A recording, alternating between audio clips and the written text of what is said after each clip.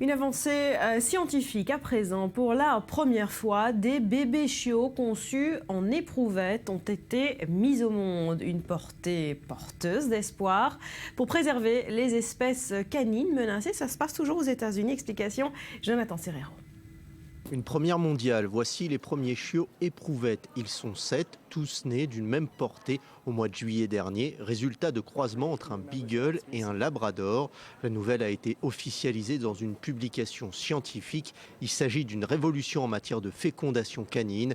Toute la tribu se porte à merveille. Il s'agit de la première portée de chiots nés par fécondation in vitro. Nous avons 7 heureux chiots sains et normaux. Vous verrez que celui-là est un croisement entre un cocker et un briquet, alors que celui-ci est un beagle-beagle. Et ils sont tous issus de la même portée. Pour réussir cet exploit scientifique, les chercheurs de l'école vétérinaire de l'État de New York sont parvenus à lever 2 écueils. Celui du cycle de reproduction des chiens différents des autres mammifères.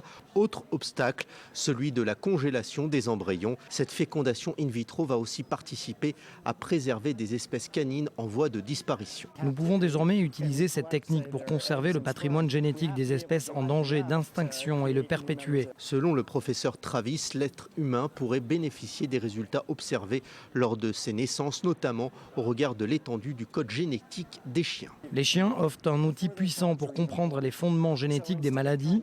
Au lieu de soigner ces maladies, nous pourrions les prévenir. Le taux de réussite de cette fécondation est estimé entre 80 et 90%.